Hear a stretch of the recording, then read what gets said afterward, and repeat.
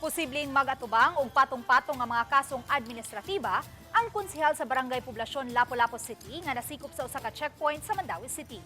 Ani ang report. Gibutyag ni Lapu-Lapu City DILG City Director Dr. Nelia Aquino nga naduso na nila ngadto sa legal office sa ilhang uluhang buhatan sa DILG ang report nga gihimo sa City of Lapu-Lapu Office for Substance Abuse Prevention Kunklosap ug sa kapitan sa Barangay Poblasyon dihang nagpositibo sa gihimong surprise drug test niadtong Hunyo 2024 ang usa sa mga konsehal sa Barangay Poblasyon kinsa mao ang nagsilbing chair sa Committee on Peace and Order. Lakip sa naduso-usab nga report sa DILG Lapu-Lapu City ngadto sa ilang uluhang buhatan ang pag-iskapo sa naasoy konsehal dihang subling ni pahigayon og surprise drug test ang taga-close-up sa mga opisyal sa Barangay Poblasyon niadtong Mayo 2025.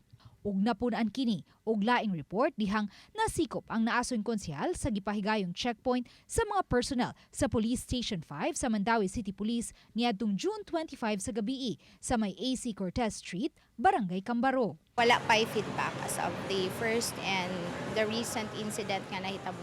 Gikatahong nakapiyansa ang naasoy konsehal sa kasong kriminal nga iyang giatubang sa Mandawi City Police.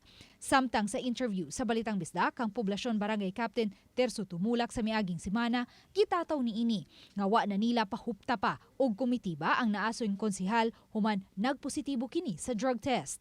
Matod sa DILG City Director, ang legal office na sa ilang uluhang buhatan ang musangat og reklamo batok sa naasoy konsehal ngadto sa ombudsman. For elected officials, nanatay mga panhitaboan na nanatay mga nahitaboan na nga mga kaso before dismiss, no?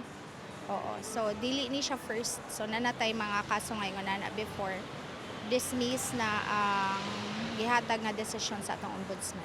Samtang sa text message nga gipada ni Mayor Cindy King-Chan, wa na muhatag siya sa iyang personal nga komentaryo sa hitabo.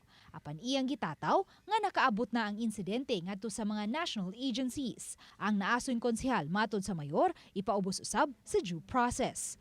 Uban ni Godfrey Rilien, Luan Merondina, Balitang Bisdak.